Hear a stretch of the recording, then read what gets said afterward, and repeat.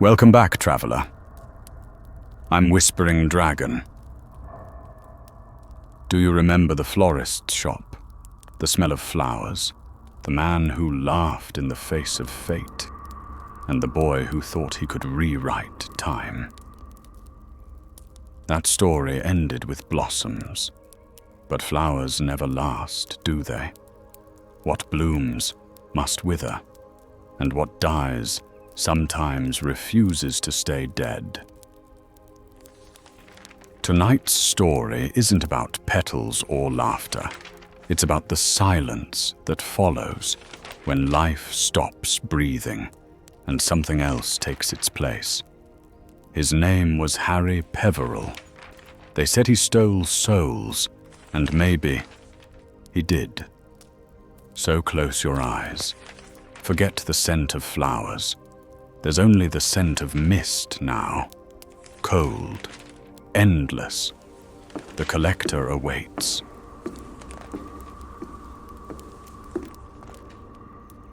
Harry Peveril was a ghost among the living, the last heir of an ancient bloodline, a shadow born from nowhere. No one knew of his parents, nor his past. His manor, shrouded in eternal mist, was both his fortress and his cage. He rarely left it, and each time he did, someone disappeared. Wizards would vanish without a trace. There was never any proof, only whispers, and terror always loved a truth seasoned with fiction. So they whispered. Harry Peveril didn't just take people, he stole their souls.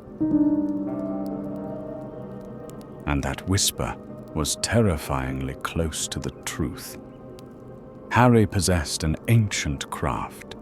He could bind souls within gemstones, cold, radiant, and everlasting. To claim a soul, one had to shatter the vessel that held it. And the crown jewel of his collection, his most coveted trophy, was to be the soul of Tom Riddle. Dark, intricate, glowing with an unnatural, almost sacred light.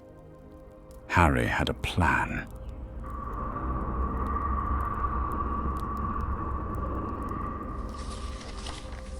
Tom Riddle was enjoying a quiet evening in a new cafe on Diagon Alley, absorbed in a book about Horcruxes.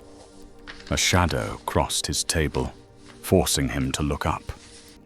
A man stood before him, tall, composed, and beautiful in that dangerous, inhuman way that made people uneasy.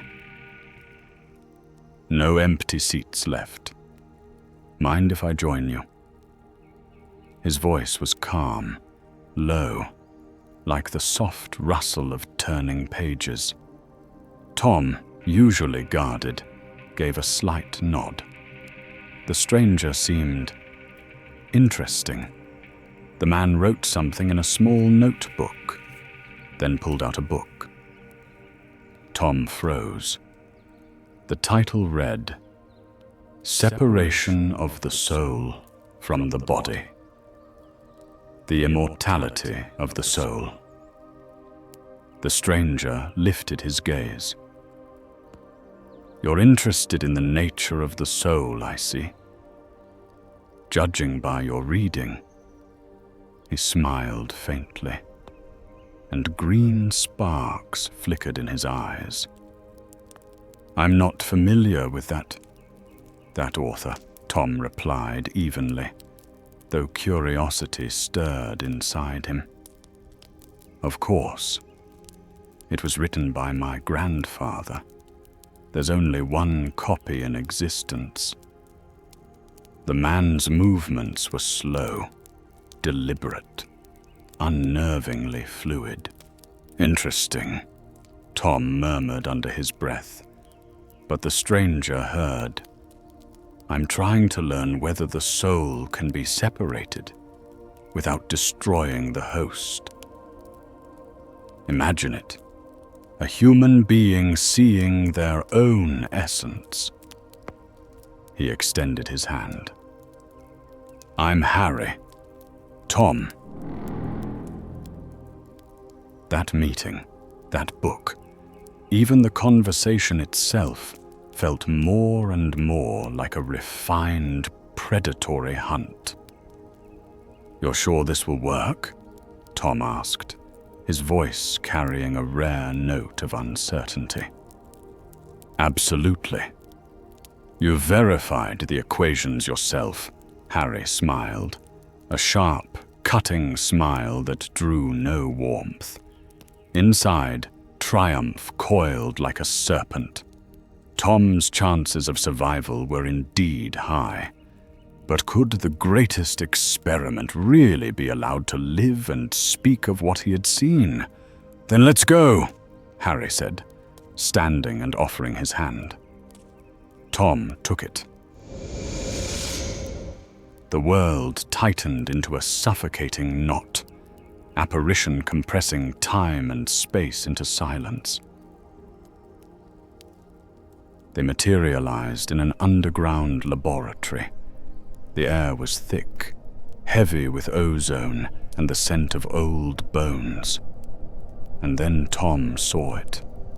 A wall completely covered in gemstones. They shimmered in torchlight, each one alive with its own flickering inner fire. No two were alike. There was a terrible beauty to them, magnetic, irresistible, horrifying. These were not stones. These were graves. A hand rested on his shoulder.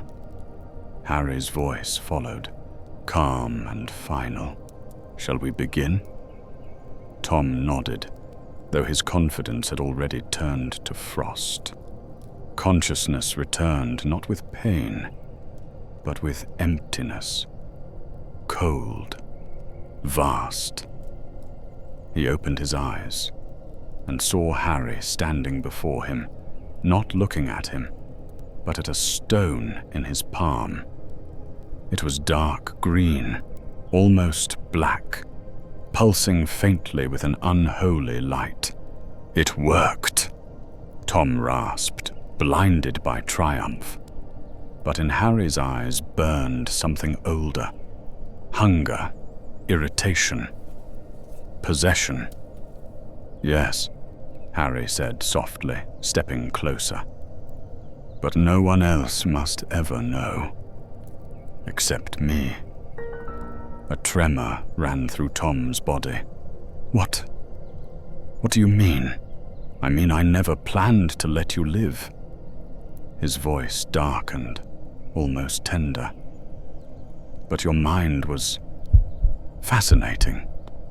And look, it worked. A low, mad laugh escaped him. Now, keeping you alive is pointless. No. Wait. Tom felt something snap. An invisible thread, the one tying him to the stone, tore apart. The glow in his eyes went out. His body collapsed, empty, lifeless. Harry looked at the stone, its faint heartbeat of green light fading in his palm. The most precious jewel in his crown of souls.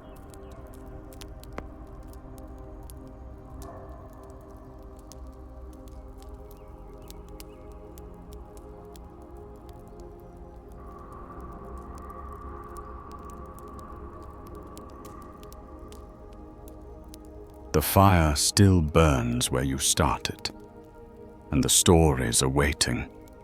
The last tale you heard, about the collector, still echoes between the walls. The stones remember. Souls remember. But following story is colder. It speaks not of greed, but of loss. Sit closer. The night outside the window is heavy, the kind of silence that makes you hear your own heartbeat. And somewhere in that silence, someone whispers a name. Vicissim Flos. A story of frost, grief, and the cruel bloom that grows from pain. Now, listen. Don't speak. Just listen.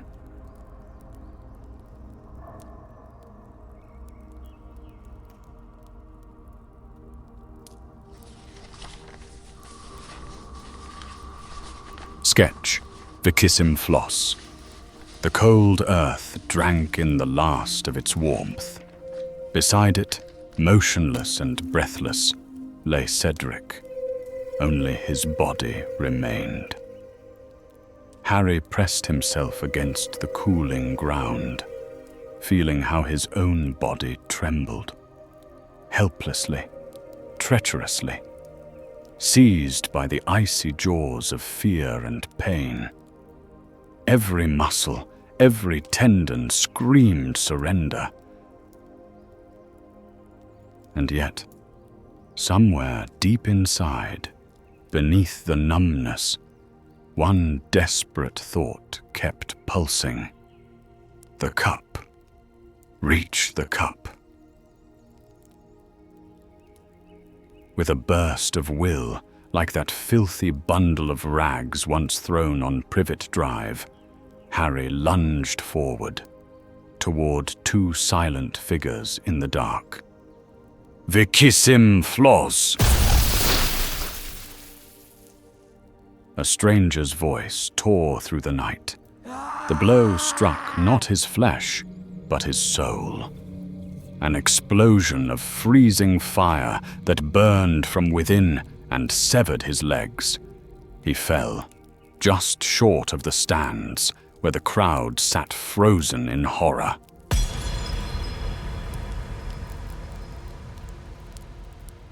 Pain consumed everything. The world shrank to white noise in his ears and blurred light behind his eyes.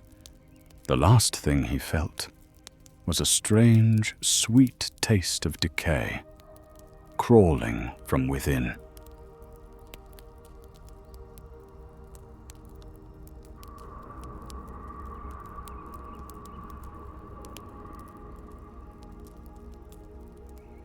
Albus, I can't watch this anymore.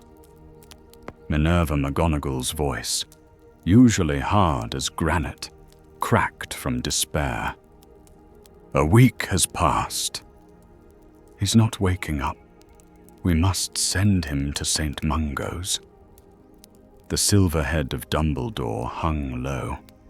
There was no trace of omnipotence in his silence, only helpless, ancient grief. You're right, he finally breathed, as if those two words cost him the last of his strength.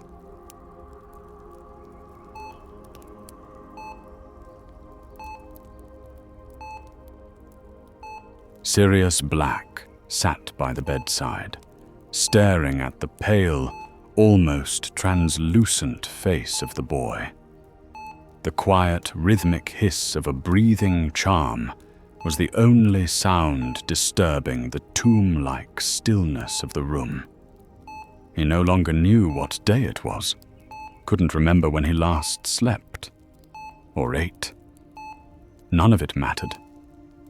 Only this, his godson, his final thread to this world, was fading before his eyes. He saw the faint bluish veins spreading under Harry's skin, like mold. He saw, from the corner of the boy's mouth, a single bead of black, pungent liquid, proof that decay had already taken root. He sat there, wordless, unraveling, feeling his own soul rot beside the one he loved. Remus came when he could, carrying the same quiet sorrow in his eyes. But most of the time, Sirius was left alone. Alone with the nightmare. Then the silence broke. A hoarse, choking cough ripped through the air. Sirius's heart stopped, then began to hammer wildly. He leapt up, shouting for help, and within seconds they were dragging him from the room. The door slammed. He could only pace outside, staring, helpless, as shadows of healers moved behind the frosted glass, their voices a blur of orders and desperate whispers. When the door finally opened, the face of the old healer said everything words could not. Sirius's world collapsed into a single point. "Our deepest condolences," the healer murmured, his voice hollow and weary. "We did everything we could. The boy couldn't be saved."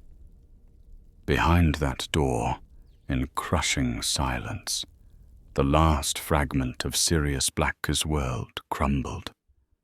Nothing remained, only the quiet, sickly sweet scent of wilting flowers drifting from the room.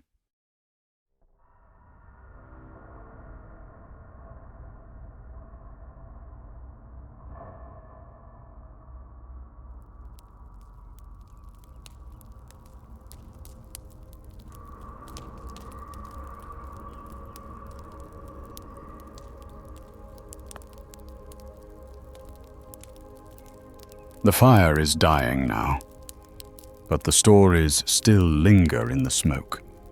You've walked through flowers and ghosts tonight, through life, death, and everything that hides between them. Some say the wizarding world is full of spells, but perhaps its real magic lies in memory. The way it clings, the way it refuses to fade. If this night has left a trace on you, then you've already become part. So stay close. When the next story calls, follow it. Leave a sign in the dark, a spark, a word, a small echo. And until we meet again, sleep well, traveler. I'm Whispering Dragon.